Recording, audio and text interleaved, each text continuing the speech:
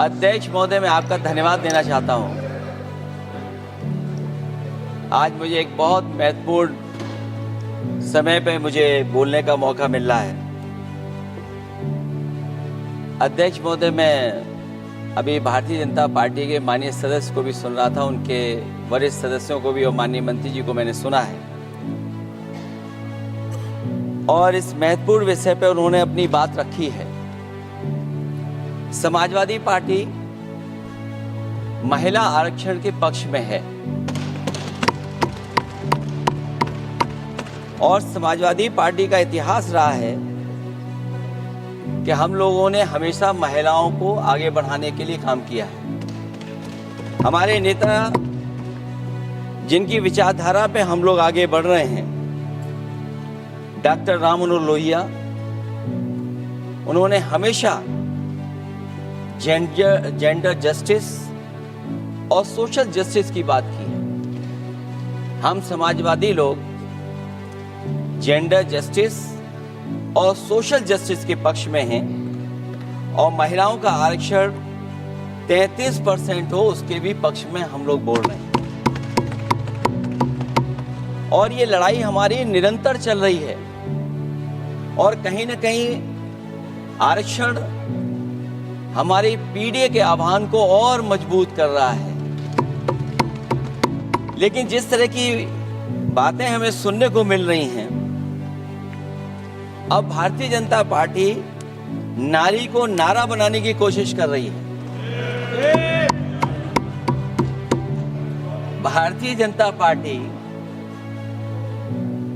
इस आरक्षण को लेकर के भाजपा अपना नारी का नारा बनाना चाहती है और बदलने की कोशिश कर रही है। जिन्होंने नारी को अपने संगठन में नहीं रखा, उनके मान सम्मान के लिए कैसे रखेंगे? और अगर ये बात गलत है, अध्यक्ष महोदय, जिस पेरेंटल संगठन से आप निकले हैं उसमें मान सम्मान के लिए संगठन में कितनी नारी हैं ये बता दें आप। और इनका, क्योंकि पिछले कई वर्षों से अध्यक्ष जी ये सरकार में है और मैं सुन रहा था माननीय मंत्री जी को मैं सुन रहा था, उन्होंने बहुत सारे योजनाएं, बहुत सारे कार्यक्रमों की जानकारी दी।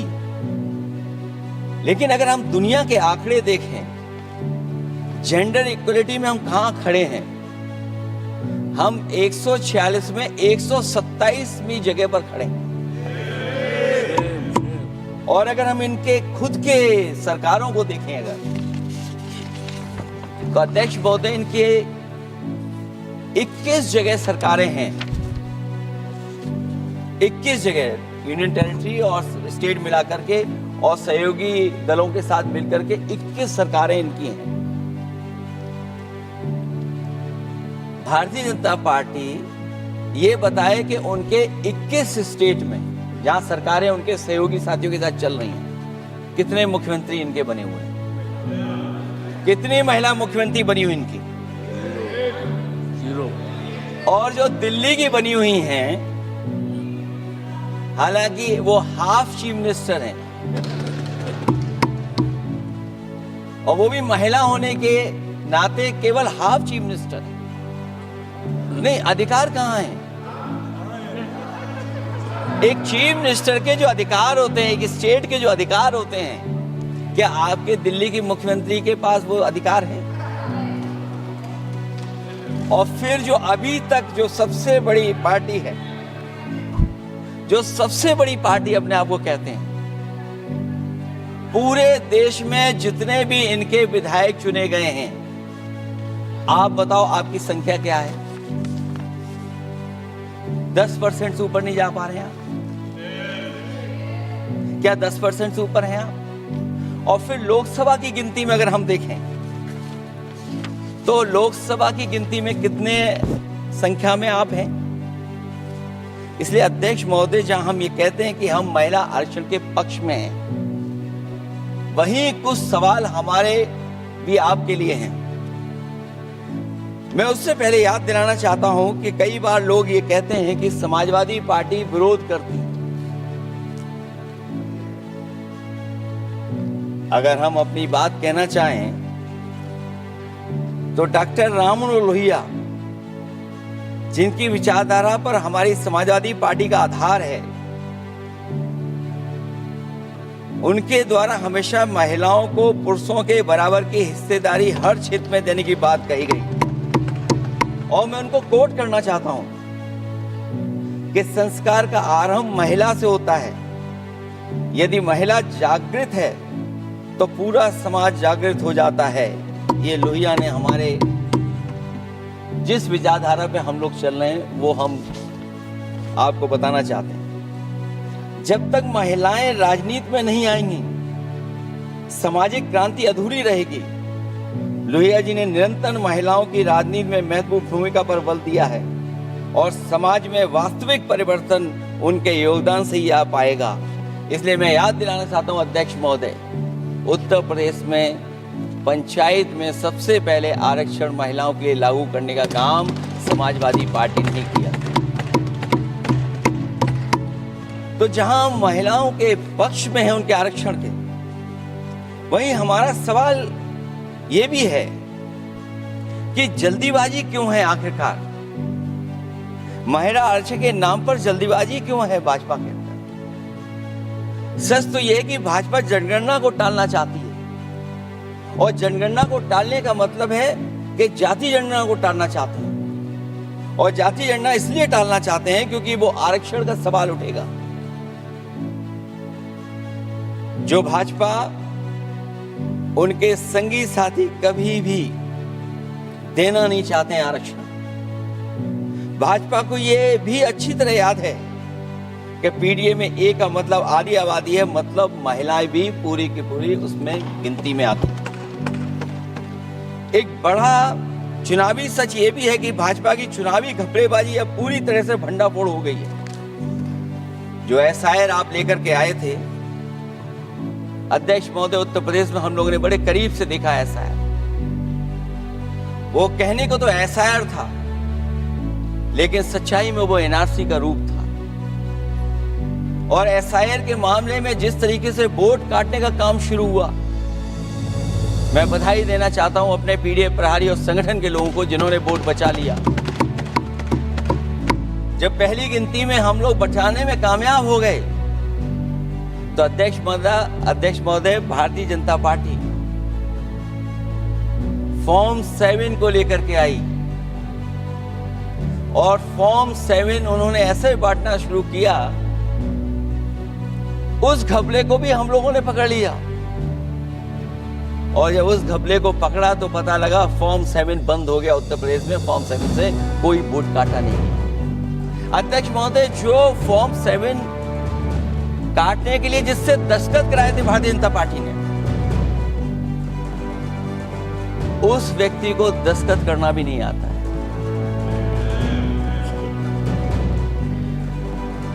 अध्यक्ष महोदय, जो एसआईआर के बहाने फॉर्म 7 लेकर के आए थे, जो फॉर्म 7 दस्तखत करा करके वोट काटे जा रहे थे उत्तर प्रदेश में, जब पकड़ा गया, हम लोगों को जानकारी मिली, हम लोगों ने उसको प्रेस के सामने लेकर के आए और चुनाव आयोग को शिकायत की। फॉर्म 7 से वोट कटना रुक गया, लेकिन अभी भी उस पर कोई कार्रवाई नहीं की जिसने उसके नकली दस्तखत कराए थे। अध्यक्ष महोदय, इससे तो लगता है कि पूरा का पूरी व्यवस्था जुड़ी हुई है भारतीय जनता पार्टी से। और धीरे धीरे जो भारतीय जनता पार्टी की सरकार चली है, हेरा फेरी हम लोग पकड़ लिए, भाजपा की कलई खुल गई और उसके समर्थक और वोटरों का अकाल पड़ने लगा। तब भाजपा निराशा के इस दौर में उभरने के लिए बिल लेकर के आ रही है। ये भारतीय जनता पार्टी का जो वोट कम हो रहा है, असली लक्ष्य अध्यक्ष महोदय वोट है, सत्ता में रहना है। इसलिए आरक्षण को लेकर के आए हैं। भाजपा की यही राजनीतिक चाल रहती है। जब पुराने लोग ये समझ जाते हैं कि भाजपा किसी की सगी नहीं है, तो हर बार भाजपा कुछ नए लोगों को अपने लुभाने जुमलों में फंसाती है। इस बार भाजपा महिलाओं को लेकर ये पुरानी चाल चल रही है, लेकिन सफल नहीं होगी, क्योंकि सबसे ज्यादा दुखी तो महिलाएं ही हैं। भाजपा की कमीशनखोरी और चंदा वसूली की वजह से जो महंगाई बढ़ी है, उससे उनकी रसोई सूनी हो गई है। रही सही कसर सिलेंडर की, बेतहाशा बढ़ती कीमतों ने पूरा कर दिया है। ये अध्यक्ष महोदय मैं इसलिए कह रहा था कि माननीय मंत्री सिलेंडर की याद दिला रहे थे। उन्होंने इज्जत घर को भी याद दिलाया, जिसको कभी प्रधानमंत्री जी ने कहा कि ये इज्जत घर होंगे। गांव गोद लिए गए, जाकर के सरकार देखे उन गांव को अनाथ अगर किसी ने छोड़ा है तो भारतीय जनता पार्टी ने छोड़ा है। हर महिला अपने बच्चों को पढ़ाना चाहती है, लेकिन भाजपा की शिक्षा विरोधी सोच तो सरकारी स्कूल तक बंद करवा दे रही है। महिलाओं का दर्द क्या होता है, ये मेरठ के दुकानदारों के परिवार की महिलाओं की आंखों में आए आंसू भी बयां कर रहे हैं, और नोएडा की मजदूर और मेट के गले बयान भी कर रहे हैं। क्योंकि जब हम बहस महिला आरक्षण पे कर रहे हैं, तो हमें याद रखना चाहिए कि हमारे बिल्कुल बगल में 40,000 से ज्यादा लोग सड़कों पे मजदूर, महिलाएं सड़कों पर हैं, जहां से प्रभु श्री राम जो कभी हम लोगों ने स्क्रीन पे देखा था, वो चुन करके आए थे। वहां पर महिलाएं धरने पर बैठी हैं, और अगर ये धरने पर इसलिए बैठी हैं क्योंकि उनको न्याय नहीं मिल रहा है। भारतीय जनता पार्टी की सरकार की वजह से उनके घर उजड़ रहे हैं। महिलाएं रो रो करके न्याय मांग रही हैं। तो मैं कहना चाहता हूं अध्यक्ष महोदय सरकार से कि अगर ये बिल इतना ही सही है, तो इसे मेरठ नोएडा की पारिवारिक और कामगार महिलाओं के बीच बैठकर घोषित किया जाए कि उनके लिए इसमें क्या क्या होने जा रहा है। हम महिला आरक्षण के साथ हैं, पर उस भाजपाई चालबाजी के खिलाफ हैं, जो एक साजिश के तहत की जा रही है। भाजपाई और उनके संगी साथी देश की सबसे बड़ी आबादी के वर्ग मतलब पिछड़े वर्ग की महिलाओं के बारे में चुप्पी साधे बैठे हैं। ये बात अध्यक्ष जी समझ में नहीं आ रहा है, क्योंकि जब हम लोग प्रधानमंत्री जी को सुनते थे तो वो ये कहते थे कि हम पिछड़े वर्ग से आते हैं, हम आप जैसे ही हैं, पिछड़े हैं। लेकिन जब आरक्षण की बात हो रही है तो पिछड़ों की संख्या इसमें कितनी है, हमें उम्मीद है कि सरकार इस पर जरूर बात अपनी रखेगी। ये संशोधन के नाम पर जो जल्दीबाजी दिखा रहे हैं, दरअसल उसके पीछे भाजपाइयों की मंशा है कि जनगणना न करनी पड़े, क्योंकि अगर जनगणना करनी पड़ेगी तो जातिवार आंकड़े भी देने पड़ेंगे और जातिवार आरक्षण भी। ये भाजपा का एक बहुत बड़ा षड्यंत्र है, जिसमें जनगणना आधारित परसीमन को नकार कर पिछड़ों का अधिकार लूटा जा रहा है।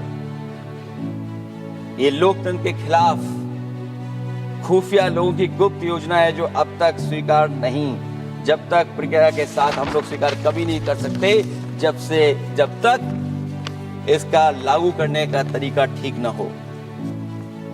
अगर पिछड़ों की आबादी कम से कम अगर हम गिन लें कि 70%, 80% से ज्यादा है, अध्यक्ष महोदय अगर हम उनको 66% मान लें, तो इनकी आबादी कम से कम पिछड़ों की 33% होगी, आधी आबादी की जनसंख्या, जिनके हक की बात तो है ही नहीं इसके अंदर। इसका मतलब यह हुआ कि पिछड़े वर्ग की 33% महिलाएं,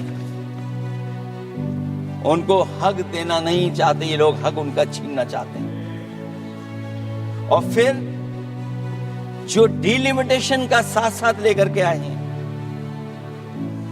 ये डिलिमिटेशन क्या है अध्यक्ष महोदय? ये डिलिमिटेशन है कि इलेक्टोरल मैप को बदल दें।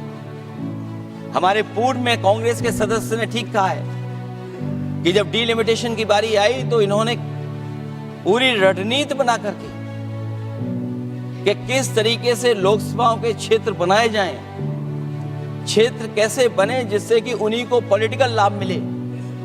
वो हम लोगों ने आसाम में भी देखा और जम्मू कश्मीर में भी देखा है। इसलिए हम चाहते कि पहले जनगणना हो और जनगणना जब आंकड़े सही आ जाएंगे अध्यक्ष महोदय, तब जाकर के डिलिमिटेशन ठीक होगी। और अगर आंकड़े ही ठीक नहीं हैं तो फिर आरक्षण कैसे ठीक होगा? क्योंकि आरक्षण का आधार ही हमारा जनसंख्या पर है। कहीं ऐसा तो नहीं कि आधी आबादी में ये मुस्लिम को भी ना गिनते हो, मुस्लिम महिलाओं को। इसलिए हमारी मांग होगी कि आधी आबादी में पिछड़े और मुस्लिम महिलाओं को भी जोड़ करके इस आरक्षण को पूरा किया जाए। एक जो हमें आशंका है कि जब आरक्षण होगा और डिलिमिटेशन होगा और जब संख्या बढ़ेगी तो उत्तर प्रदेश की संख्या विधानसभा की 500 से ऊपर होने जा रही है। और अगर 500 से ज्यादा होने जा रही है तो उसमें सरकार क्या विचार कर रही है? कहीं कोई ऐसा षड्यंत्र तो नहीं है जो हम महिला आरक्षण के बहाने उस षड्यंत्र को छिपा करके आगे बढ़ रहे हों? क्योंकि उत्तर प्रदेश में 120 सीटें तो लोकसभा की होने जा रही हैं और विधानसभा की सीटें तो अगर 600 हो रही हैं, अगर 600 हो रही हैं तो कहीं ऐसा तो नहीं अध्यक्ष महोदय उसमें भी कोई साजिश षड्यंत्र हो? जो षड्यंत्र हम लोगों को समझ में नहीं आ रहा हो। और अगर षड्यंत्र रहेगा तो जैसे अयोध्या हारे आप, एक बार फिर उत्तर प्रदेश आप हार जाएंगे। और 33% सीटें कौन सी होंगी? आप अगर सीट रिजर्व कर देंगे, कॉन्स्टिट्यूंसी रिजर्व हो जाएगी, तो अध्यक्ष महोदय ये महिलाओं के बीच ही कंपटीशन करा देंगे। अगर कॉन्स्टिट्यूंसी रिजर्व होंगी तो अध्यक्ष महोदय महिलाओं के बीच ही कंपटीशन हो जाएगा। क्योंकि वो अध्यक्ष महोदय वो हमारे सदस्य कह रहे हैं कि वो तो होना चाहिए, वो सास बहू वाली तो हार गई ना।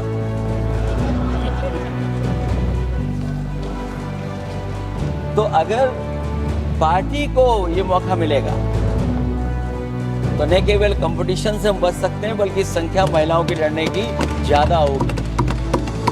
ये महिलाओं को ज्यादा नहीं लड़ने देना चाहते हैं चुनाव, इसलिए कॉन्स्टिट्यूंसीज को रिजर्व कर रहे हैं। अध्यक्ष महोदय हमारा पक्ष है, हमारी मांग है कि ये जो लागू हो आरक्षण वो पार्टी को मौका मिले, पार्टी लड़ाए उनको, पार्टी संख्या तय करेंगे। इसके साथ साथ जो रोटेशन वाला है इशू, स्वाभाविक है कि जब हम एक क्षेत्र से लड़ते हैं अध्यक्ष महोदय तो एक भावनात्मक अटैचमेंट बनता है वोटरों के बीच में। और अगर ये रोटेशन का मामला होगा तो अध्यक्ष महोदय कोई भी अपने क्षेत्र में बहुत ज्यादा भावनात्मक लगाव नहीं रखेगा क्षेत्र की जनता से।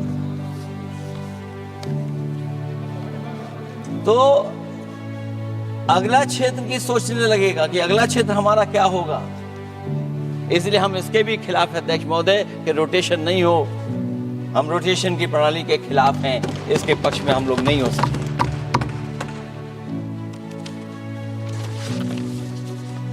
इसलिए अध्यक्ष महोदय हमारी मांग होगी कि पहले सेंसस कराए, जनगणना कराई जाए। और ये जनगणना नहीं कर रहे हैं तो इसका मतलब धोखा दे रहे हैं। क्योंकि पुराने बिल में जो हम लोगों ने बात देखी और रखी थी उस समय वो यही था कि जनगणना करा करके महिला आरक्षण मिलाएगा। लेकिन ये लोग 2011 का लेकर के आ रहे हैं। इसका मतलब इनकी पूरी तैयारी है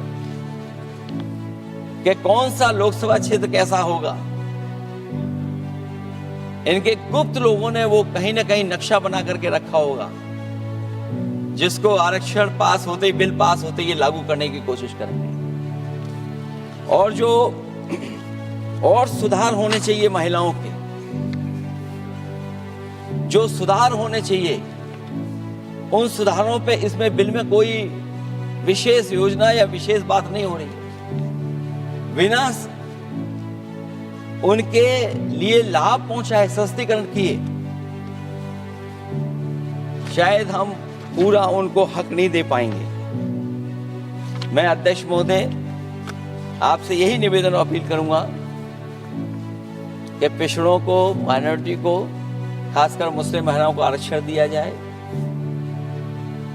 जो सेंसस से ये दूर भाग रहे हैं वो इसीलिए भाग रहे हैं क्योंकि जाति जनगणना की मांग उठेगी, और अगर जाति जनगणना की बात उठेगी तो आरक्षण की बात और उठेगी।